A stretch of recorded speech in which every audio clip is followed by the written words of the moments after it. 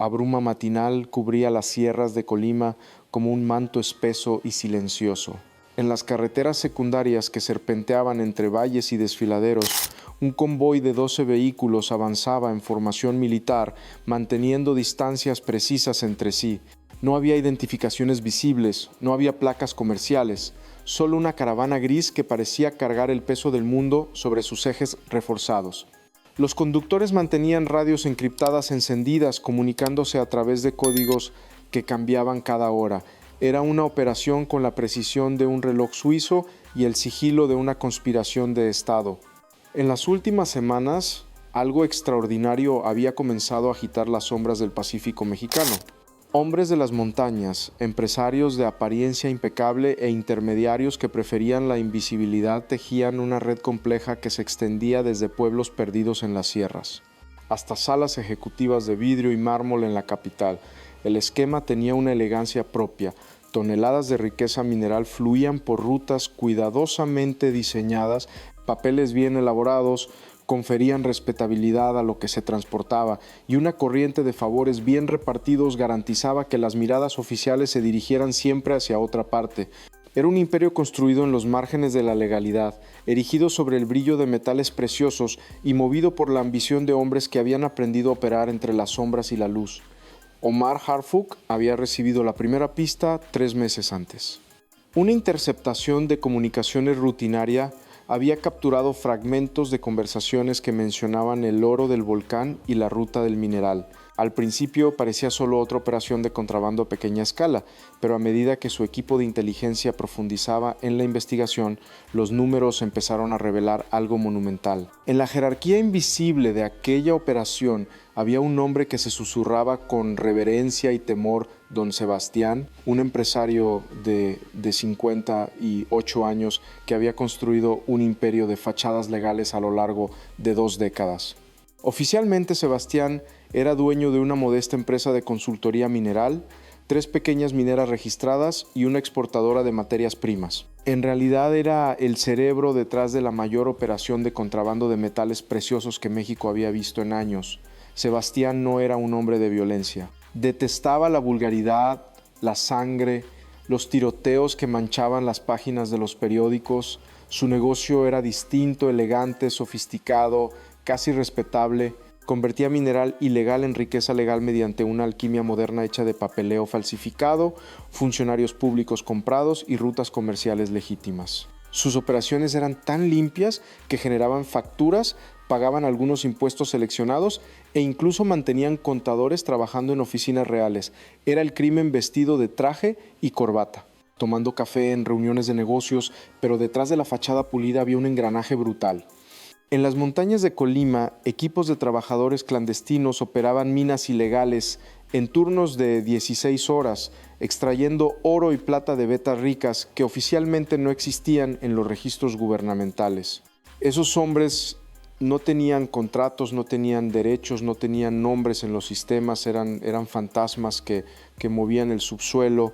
Y supervisando esa operación en las sombras estaba Miguel el Águila, un ex ingeniero de minas que había cambiado la legalidad por la rentabilidad del submundo. El Águila era lo opuesto a Don Sebastián, donde el empresario era frío y calculador.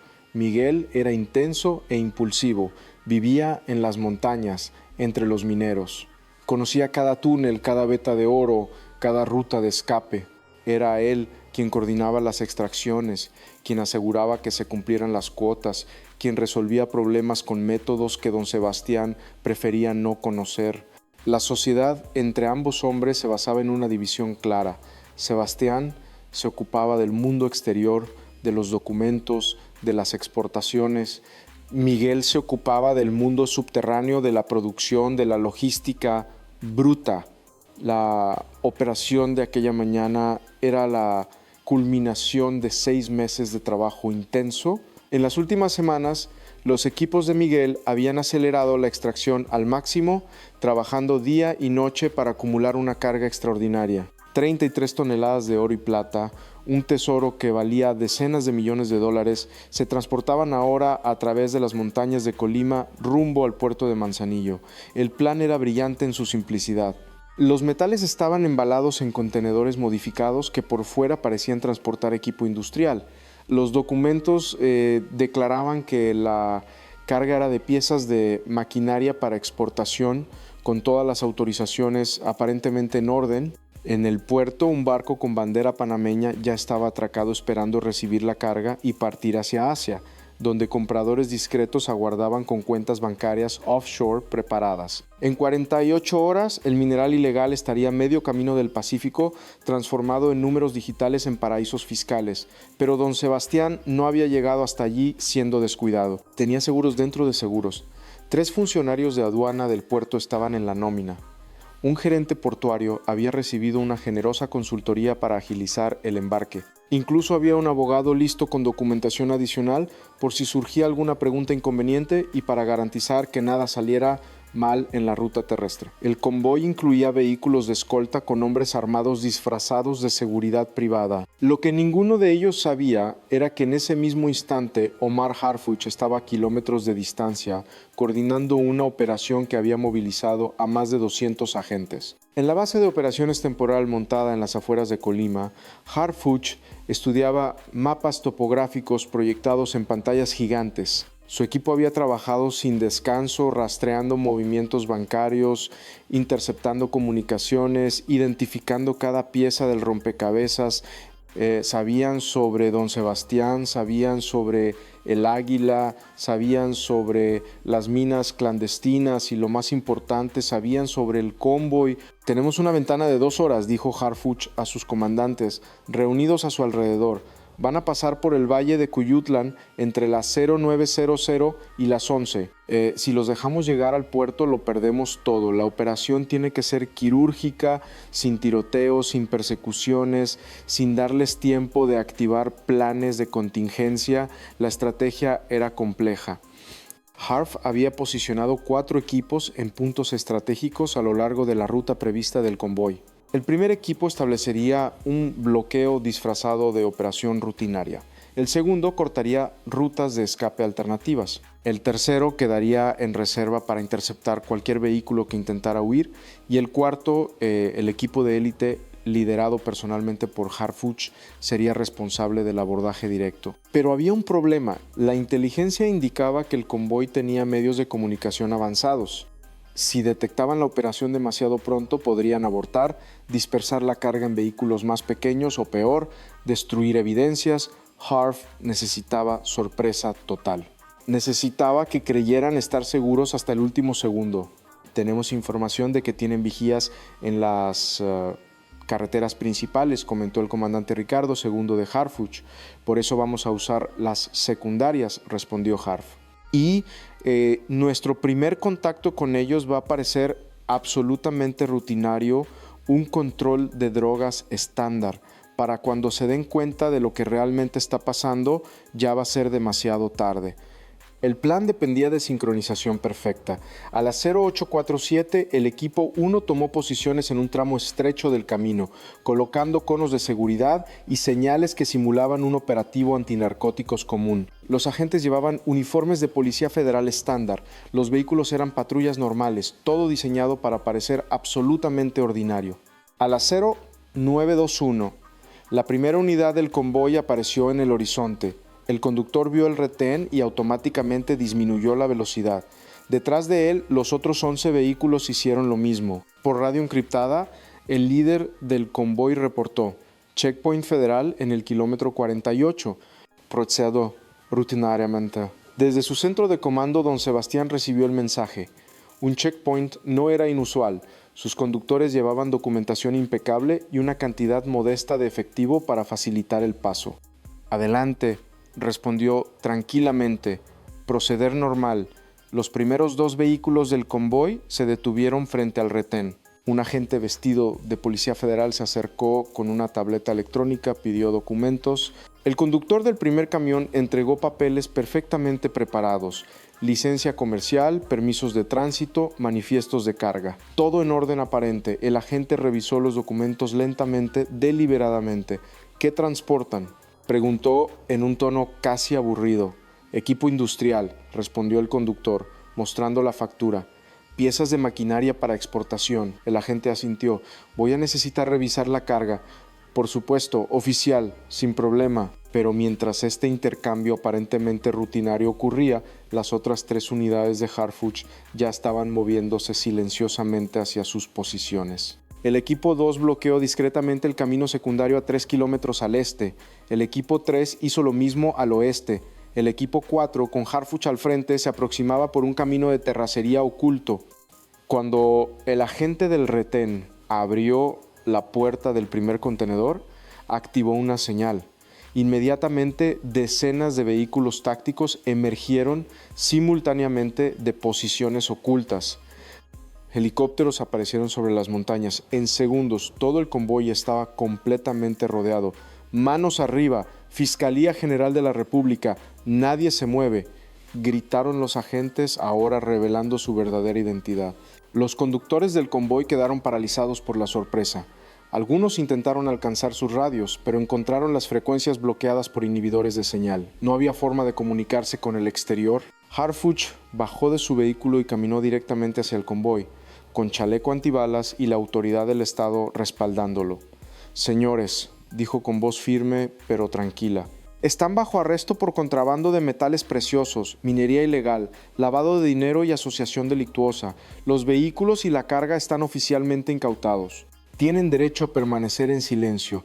La operación había tomado exactamente 127 segundos desde la señal inicial hasta el control total.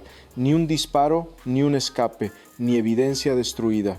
En su oficina en la capital, don Sebastián estaba revisando documentos financieros cuando su teléfono celular dejó de recibir actualizaciones del convoy.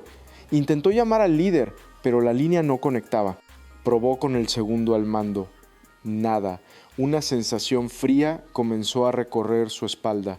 Activó un protocolo de emergencia, marcando un número especial que conectaba con uno de sus contactos en las fuerzas del orden. ¿Qué está pasando en Colima?, preguntó con voz controlada pero tensa. Hubo un silencio incómodo del otro lado. Sebastián, dijo finalmente la voz, tienes que salir de ahí, ahora. ¿Qué quieres decir?, presionó Sebastián. Harfuch, tienen todo, el convoy completo, y no van a detenerse ahí. Si eres inteligente, te mueves ya. Don Sebastián colgó. Su mente, entrenada para calcular probabilidades y escenarios, trabajó a velocidad extrema. Si Harfuch tenía el convoy, tenía las toneladas de metal, tenía a los conductores que podrían hablar, tenía documentación que podría rastrearse, pero Sebastián había construido su imperio precisamente para momentos como este, capas sobre capas de protección, empresas fantasma, testaferros, documentos que no llevaban directamente a él. Tomó 3 decisiones en 30 segundos. Primera, activar el protocolo de limpieza. Sus asistentes comenzarían inmediatamente a destruir documentos comprometedores, borrar comunicaciones digitales, desaparecer evidencias. Segunda, contactar a su abogado de élite, el doctor Arturo Méndez, especialista en defender casos imposibles con honorarios de 6 cifras. Tercera, no huir. Huir implicaba culpabilidad. Él se quedaría mostrándose confiado, cooperativo, un empresario legítimo, sorprendido por las acciones de subordinados. Pero había una cuarta decisión que tomó con más dificultad. Necesitaba sacrificar a alguien y el candidato obvio era Miguel, el Águila. Miguel era quien dirigía las operaciones en las montañas, quien coordinaba las minas ilegales, quien manejaba a los trabajadores. Si Sebastián podía presentarse como un empresario engañado por un gerente deshonesto, tenía una oportunidad. Realizó una llamada. Miguel tiene que desaparecer de las comunicaciones oficiales. Ordenó a su equipo legal. Todos los correos, todos los contratos, todo lo que lo vincule directamente conmigo. Háganlo ahora. Miguel, en ese momento en las montañas, también había perdido contacto con el convoy. A diferencia de Sebastián, su reacción fue más visceral. Sabía exactamente lo que significaba el silencio. Nos descubrieron, dijo a sus hombres más cercanos. Cierren las minas, evacúen a todos, borren rastros. Pero Miguel cometió un error crítico. En su prisa por escapar, llevó consigo documentos que pensó podían servir como seguro. Registros de pagos, listas de funcionarios corruptos, comunicaciones con don Sebastián. Pensaba que si lo atrapaban, esos documentos serían su moneda de negociación, no se dio cuenta de que esos mismos documentos serían su condena. En el lugar de la intercepción del convoy, Harfuch supervisaba personalmente el inventario de la carga. Contenedor por contenedor, los agentes registraban el contenido. Cuando abrieron el tercer contenedor, uno de los técnicos silbó suavemente: «Comandante, necesita ver esto». Harfuch se acercó. Dentro del contenedor, cuidadosamente embaladas en capas de material industrial, había barras de oro y plata, toneladas de ellas brillando bajo las luces de inspección. Era más de lo que esperaban, mucho más. Cuenten todo, fotografíen cada barra, registren números de serie si los hay. Esto va a ser evidencia en el juicio del siglo. Los trabajos de inventario tomaron horas. Al final, el conteo fue impresionante: 33.2 toneladas de metales preciosos, 21 toneladas de oro, 12.2 de plata, valor estimado de mercado $42 millones. Pero el valor real de la incautación era mucho mayor. En el mercado negro esos metales valdrían el doble y, lo más importante, representaban meses de producción ilegal de toda una red criminal. Mientras el inventario continuaba, equipos especiales de Harfuch iniciaron operaciones simultáneas en otros puntos. Basados en la inteligencia recopilada durante meses, lanzaron redadas en las minas clandestinas de las montañas. A las 14:30, el primer equipo irrumpió en una mina ilegal operando en las afueras de una comunidad llamada El Jabalí. Los trabajadores, 23 hombres en condiciones deplorables, fueron sacados de túneles precarios. No eran criminales, eran víctimas, hombres desesperados, trabajando en condiciones inhumanas por salarios que raramente les llegaban completos. Harfuch ordenó que fueran tratados como testigos protegidos, no como acusados. Se les dio atención médica, comida y la opción de testificar a cambio de inmunidad. La mayoría aceptó de inmediato. Sus testimonios serían devastadores. A las 16:15, un segundo equipo localizó la oficina operativa de Miguel en un rancho aparentemente normal.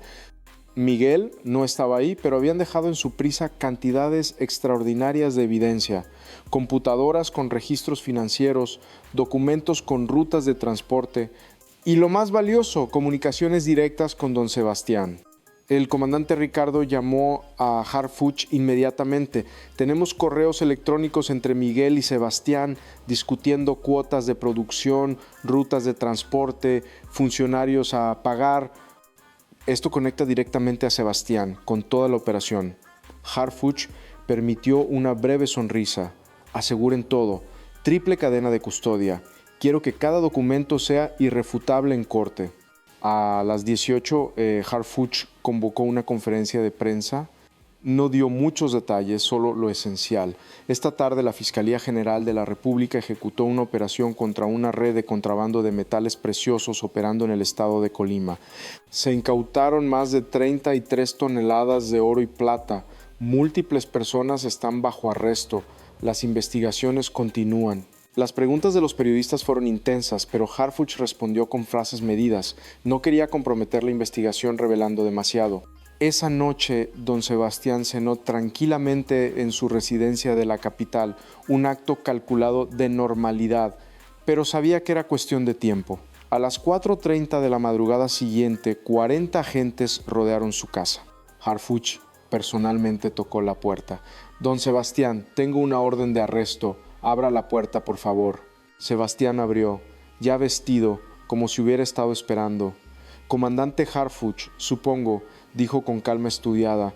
«Espero que tenga una buena explicación para esto». «Tengo 33 toneladas de explicación», respondió Harfuch, «y documentos que lo vinculan directamente con operaciones de minería ilegal, contrabando y lavado de dinero. Vámonos». En el vehículo rumbo a las instalaciones de la Fiscalía, Sebastián no dijo palabra, solo observó por la ventana mientras la ciudad dormía, calculando ya su defensa. El arresto de don Sebastián generó titulares nacionales. Los medios describieron la operación como una de las más grandes contra el crimen organizado en años. Pero para Harfuch y su equipo apenas comenzaba el verdadero trabajo. Tenían evidencia física, tenían testimonios de trabajadores, tenían documentos incautados, pero convertir todo eso en un caso judicial sólido requería trabajo meticuloso. El equipo de fiscales asignado al caso trabajó sin pausa durante 2 semanas, revisaron cada documento, verificaron cada testimonio, construyeron líneas de tiempo detalladas. La estrategia era mostrar un patrón claro de conducta criminal durante años, no un incidente aislado. Miguel fue capturado 3 días después del arresto de Sebastián. Lo encontraron en un pueblo pequeño cerca de la frontera con Jalisco intentando pasar desapercibido. En su poder llevaba una mochila con $200,000 en efectivo y los documentos que pensó le darían poder de negociación. Su arresto fue tranquilo.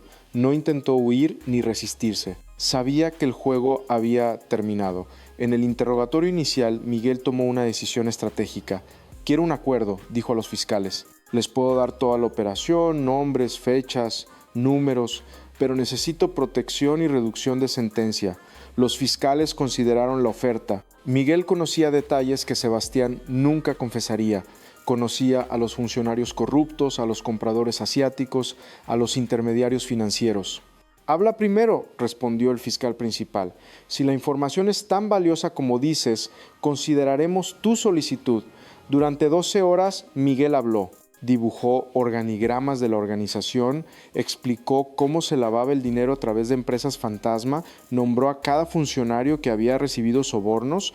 Cuando terminó, los fiscales tenían suficiente material para construir docenas de casos adicionales. La información de Miguel llevó a arrestos secundarios, un gerente portuario en Manzanillo, 3 funcionarios de aduana, un contador que manejaba las empresas fantasma. Cada arresto generaba más evidencia, más testimonios, más conexiones. Uno de los hallazgos más perturbadores fue el alcance de la corrupción. Funcionarios en diferentes niveles del gobierno habían facilitado la operación durante años, algunos por grandes sumas, otros por cantidades sorprendentemente modestas. Lo que más me preocupa, dijo Harfuch en una reunión interna, no es solo esta organización, es que el sistema permitió que operaran tan abiertamente durante tanto tiempo. Esto no es solo un caso criminal, es un indicador de qué tan profunda es la corrupción. El equipo de Harfuch también rastreó el destino de metales anteriormente exportados. Trabajando con Interpol, descubrieron que barras de oro provenientes de operaciones similares habían aparecido en fundiciones de Hong Kong, Dubái, incluso en Suiza. El mercado negro de metales preciosos era verdaderamente global. Una de las revelaciones más impactantes vino de un contador de Sebastián llamado Armando, un hombre de 45 años que había manejado la contabilidad de las empresas fantasma durante 7 años. Armando se presentó voluntariamente a las autoridades 2 semanas después de los arrestos principales. No puedo vivir con esto, dijo simplemente. Necesito confesar todo. Armando reveló que la operación de contrabando era solo una parte de un esquema más complejo. Sebastián también había usado las empresas para evadir impuestos de negocios legítimos, defraudar inversionistas y mover dinero para terceros. Las cantidades totales lavadas a lo largo de los años superaban los $200 millones. Don Sebastián era un genio, admitió Armando, pero un genio criminal. Tenía capas sobre capas de protección. Siempre estaba 3 pasos adelante, o eso pensábamos. El testimonio de Armando fue particularmente valioso porque podía explicar exactamente cómo funcionaba el lavado de dinero. Mostró cómo una tonelada de oro ilegal se convertía en una transferencia bancaria limpia. Explicó el papel de cada empresa fantasma, de cada cuenta offshore, de cada transacción aparentemente legítima. Durante el proceso de investigación, Harfuch mantuvo una regla estricta con su equipo: 0 filtraciones. Toda la evidencia debía mantenerse confidencial hasta el juicio. Los abogados de Sebastián son los mejores que el dinero puede comprar, advirtió. Van a buscar cualquier irregularidad, cualquier filtración, cualquier violación de proceso. No les vamos a dar nada. La disciplina funcionó. A pesar de la presión mediática, ningún detalle importante de la evidencia se filtró antes de tiempo.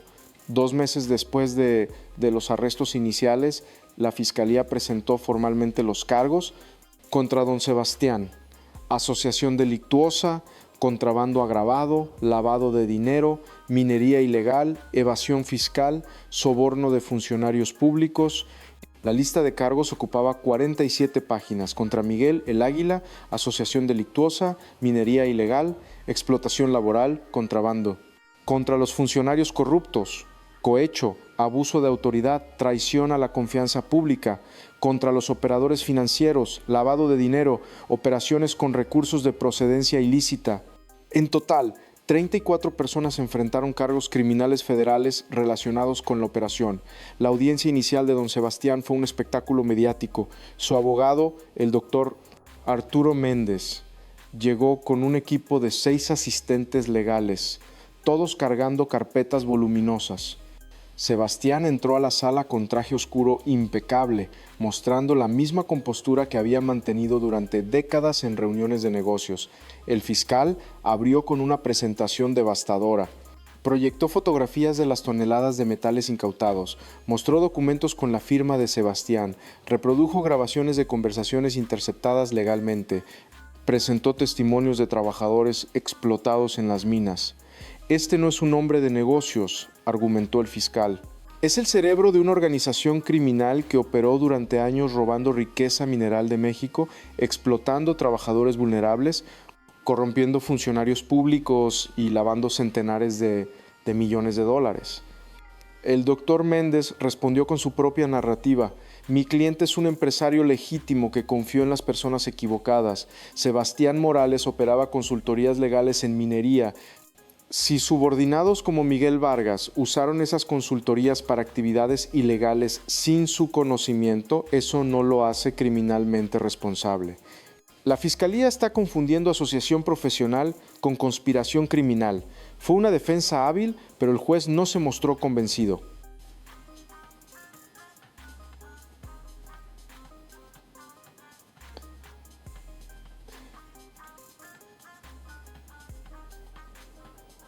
Brevedad de los cargos, la cantidad de evidencia presentada y el riesgo de fuga, voy a negar la libertad bajo fianza. Permanecerá en prisión preventiva hasta el juicio. Sebastián no mostró reacción visible, pero su abogado inmediatamente anunció que apelarían la decisión. Miguel, por su parte, había tomado un camino diferente. Su abogado negoció un acuerdo de cooperación. Miguel se declararía culpable de los cargos principales a cambio de reducción de sentencia y protección como testigo colaborador. Estoy dispuesto a testificar contra todos, declaró Miguel en una declaración escrita, incluyendo don Sebastián, los funcionarios corruptos, los compradores internacionales. Solo quiero terminar esto. La cooperación de Miguel aceleró otros aspectos de la investigación. Con su testimonio y los documentos incautados, los fiscales pudieron rastrear el dinero a través de múltiples jurisdicciones. Solicitaron asistencia legal internacional a Panamá, Hong Kong y Suiza.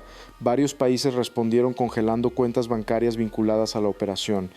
En total, se congelaron activos por $67 millones en cuentas offshore, propiedades en 3 países, vehículos de lujo, inversiones en empresas legítimas que habían sido compradas con dinero lavado.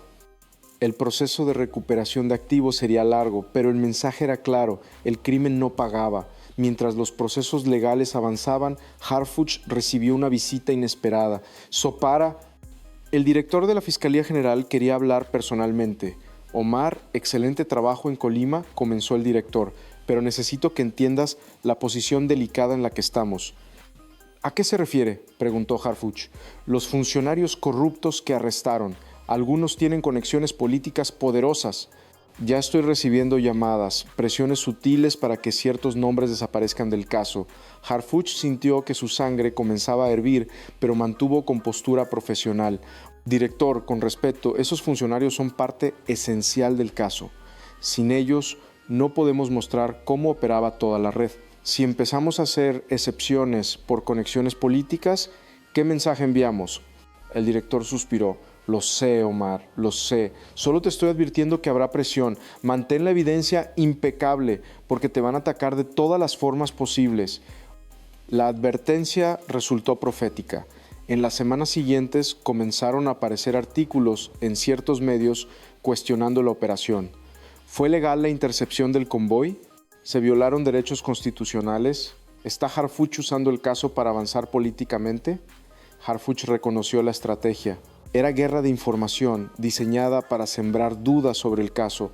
Respondió de la única manera que sabía, con hechos. Autorizó la publicación de documentos judiciales que mostraban cada autorización legal obtenida antes de la operación. Compartió fotos de los metales incautados.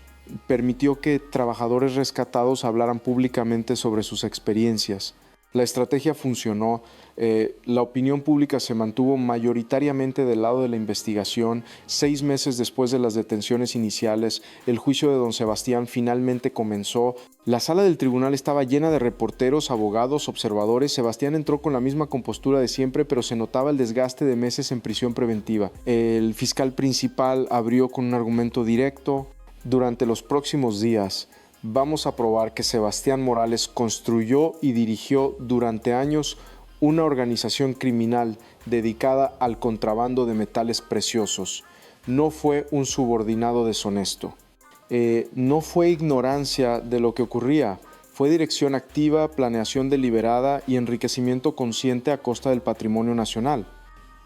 La primera semana del juicio se dedicó a establecer el alcance de la operación. Testigos de la Fiscalía presentaron análisis de los metales incautados. Expertos en minería explicaron que esas cantidades no podían provenir de operaciones legales pequeñas. Funcionarios del registro minero mostraron que las concesiones de Sebastián no autorizaban extracciones de tal magnitud. La segunda semana fue devastadora para la defensa. Armando, el contador cooperador, testificó durante 2 días completos. Con gráficas, documentos y explicaciones detalladas, mostró exactamente cómo Sebastián había diseñado el sistema de lavado. Explicó reuniones donde Sebastián daba instrucciones específicas sobre cómo ocultar el origen del dinero. Reveló conversaciones donde Sebastián discutía abiertamente sobre sobornar funcionarios. ¿Don Sebastián sabía que los metales provenían de minas ilegales?, preguntó el fiscal. Absolutamente, respondió Armando sin dudar.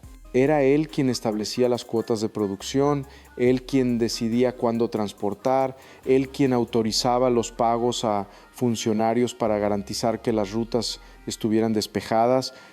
No había ninguna ambigüedad. El doctor Méndez intentó desacreditar a Armando en el contrainterrogatorio. Señor Armando, ¿no es cierto que usted mismo enfrenta cargos criminales? Sí, es cierto. ¿Y no es cierto que está testificando a cambio de un acuerdo de reducción de sentencia? También es cierto. Entonces, ¿cómo sabemos que no está mintiendo para salvar su propia piel? Armando miró directamente al doctor Méndez, porque tengo documentos que respaldan cada palabra que he dicho. Facturas, correos electrónicos, transferencias bancarias, grabaciones. Si estuviera mintiendo, toda esa evidencia me contradiría, pero no lo hace, porque estoy diciendo la verdad. Fue un momento poderoso que claramente impactó al jurado. La tercera semana, Miguel testificó. Su testimonio fue igualmente devastador.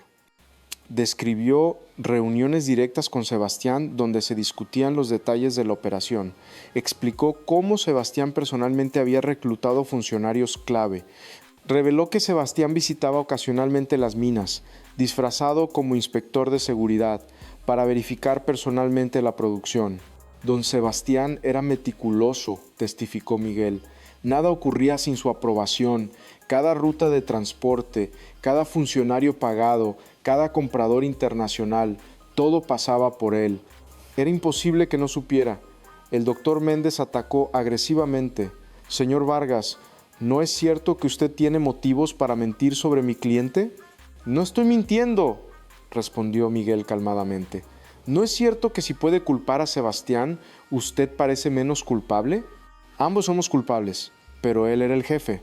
Yo seguía órdenes.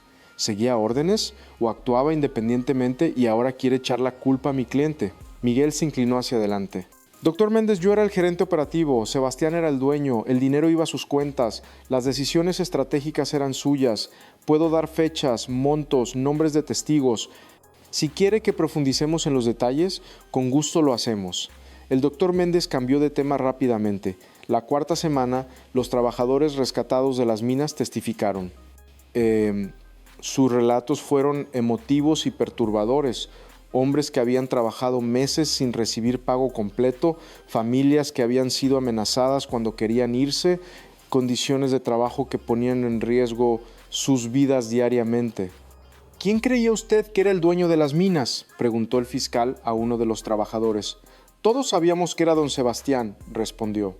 Miguel era quien daba las órdenes directas, pero todos sabían que respondía a alguien más arriba, y ese alguien era don Sebastián. La defensa intentó argumentar que los trabajadores no tenían conocimiento directo, solo rumores, pero la consistencia de los testimonios y su alineación con la evidencia documental hacían difícil desacreditarlos. En la quinta semana, la Fiscalía presentó su evidencia más técnica.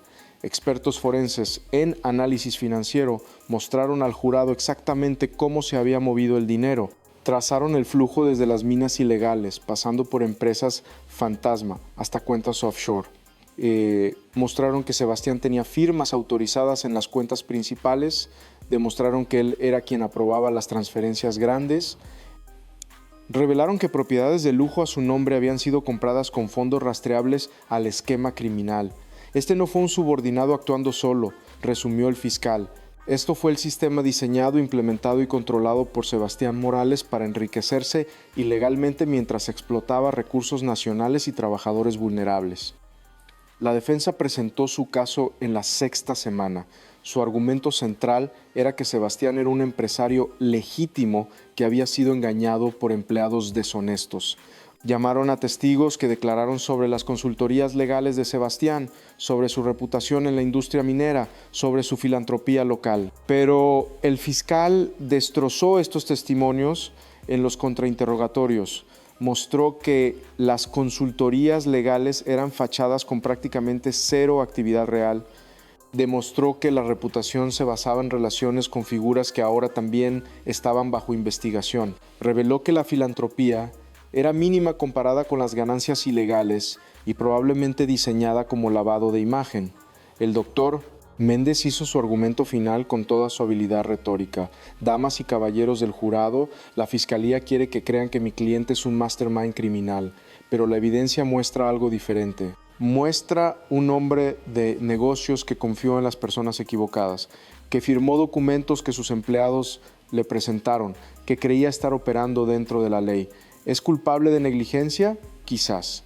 ¿Es culpable de los crímenes graves que se le imputan? La evidencia simplemente no lo demuestra más allá de duda razonable. Fue un argumento hábil, pero el fiscal tenía la última palabra. El doctor Méndez quiere que crean que esto fue negligencia.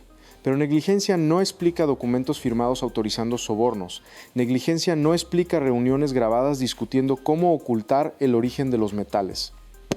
Negligencia no explica cuentas offshore a su nombre llenas de dinero ilegal.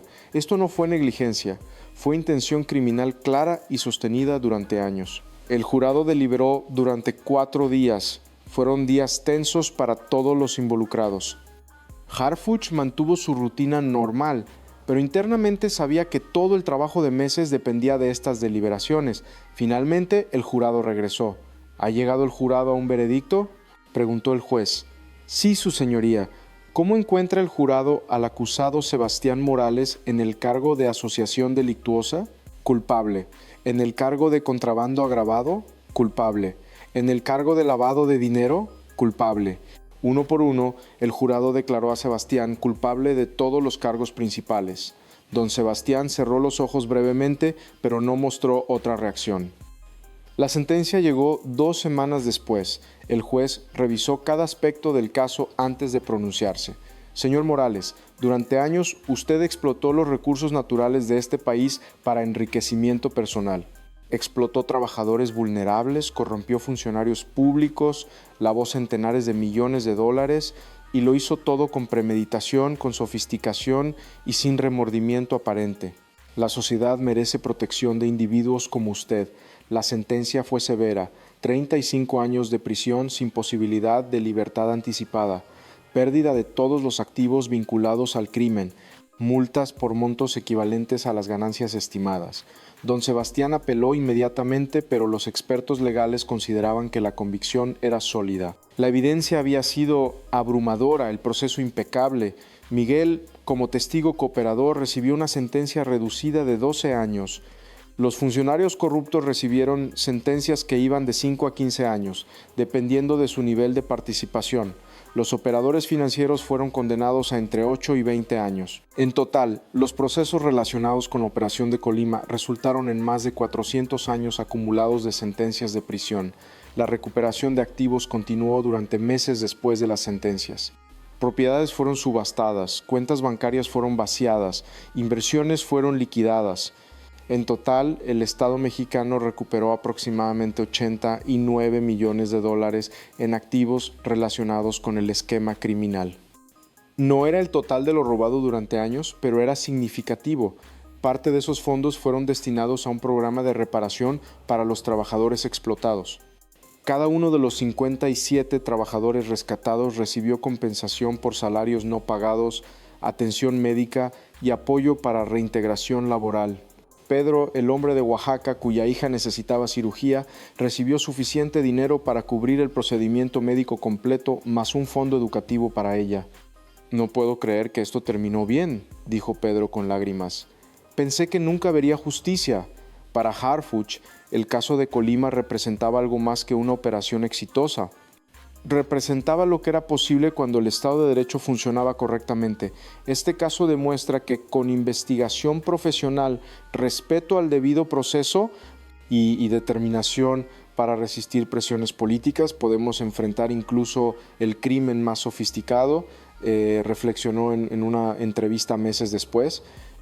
Don Sebastián pensó que su dinero, sus conexiones y sus abogados lo hacían intocable, pero nadie está por encima de la ley. Las lecciones del caso fueron estudiadas en academias policiales y facultades de derecho. Se convirtió en un ejemplo de cómo desmantelar operaciones criminales complejas.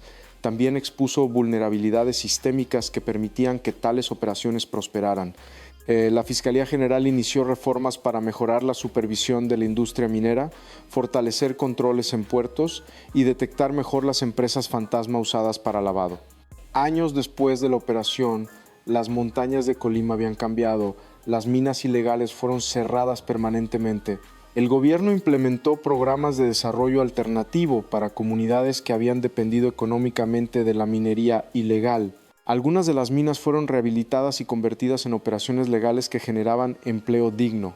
Para los trabajadores rescatados, la vida después de la explotación fue un proceso de recuperación largo. Algunos regresaron a sus comunidades de origen con la compensación recibida. Otros encontraron nuevos empleos con el apoyo de programas gubernamentales. Varios testificaron en juicios adicionales contra intermediarios menores de la red. Sus testimonios ayudaron a desmantelar completamente el esquema. Don Sebastián permanece en prisión federal de máxima seguridad. Sus apelaciones fueron rechazadas sistemáticamente. Según reportes, mantiene insistir en su inocencia, alegando que fue víctima de un complot político. Pocos le creen. Miguel cumple su sentencia en una instalación de seguridad media. Ha expresado remordimiento por su participación en el esquema y trabaja en programas de rehabilitación dentro de la prisión. Su cooperación continúa siendo valiosa para investigaciones relacionadas. Los funcionarios corruptos enfrentan no solo prisión, sino también la destrucción de sus carreras y reputaciones. Varios perdieron pensiones. Todos fueron incluidos en registros públicos de funcionarios sancionados. El mensaje fue claro: la corrupción tiene consecuencias severas. La operación de Colima también tuvo efectos internacionales. Varios países fortalecieron sus controles sobre importaciones de metales preciosos. Fundiciones implementaron verificaciones más estrictas sobre el origen de materiales. El mercado negro de metales, aunque no eliminado, enfrentó mayor escrutinio. Para Omar Harfuch, el caso de Colima fue uno de los puntos culminantes de su carrera, pero también un recordatorio de cuánto trabajo quedaba por hacer. Desmantelamos una red importante, dijo en una conferencia sobre seguridad nacional. Pero sabemos que hay otras operando. El crimen evoluciona, se adapta, encuentra nuevas formas. Nuestra responsabilidad es evolucionar más rápido, ser más inteligentes y nunca bajar la guardia. La historia de la operación de Colima se convirtió en algo más que un caso judicial. Se convirtió en símbolo de que la justicia, aunque lenta, podía funcionar, que los criminales sofisticados no eran invencibles, que los trabajadores explotados podían encontrar reparación. En las comunidades mineras de las montañas, la memoria de lo ocurrido permanece viva. Familias cuentan historias sobre cómo sus seres queridos fueron rescatados, sobre cómo el Estado finalmente intervino, sobre cómo la operación cambió sus vidas. No todos los finales fueron perfectos. Algunas familias nunca recuperaron completamente a seres queridos traumatizados por la explotación. Algunas comunidades siguieron luchando económicamente después del cierre de las minas ilegales, pero había justicia y para muchos eso significaba todo. Años después, cuando periodistas preguntaron a Harfuch qué consideraba su mayor logro en el caso, su respuesta fue directa. No fueron las toneladas de metal incautado, no fueron los arrestos de alto perfil. Fue ver a Pedro, ese hombre de Oaxaca, sonreír cuando me dijo que su hija había tenido la cirugía exitosamente. Fue saber que 57 trabajadores explotados recibieron compensación y apoyo. Eso es lo que hace que todo valga la pena.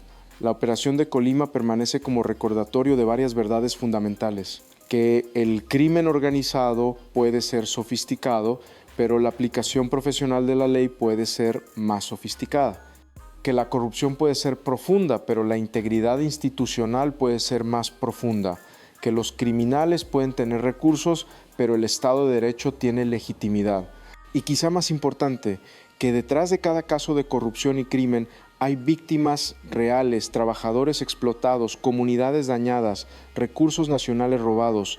La justicia no es solo sobre castigar criminales, es sobre reparar daños, proteger vulnerables y restaurar la confianza en que las instituciones funcionan para todos. En las sierras de Colima, donde todo comenzó, la niebla matinal sigue cubriendo las montañas, pero las minas ilegales están cerradas, los trabajadores explotados están libres y el imperio criminal que parecía intocable está desmantelado. No es un final perfecto, pero es un final justo y a veces eso es suficiente.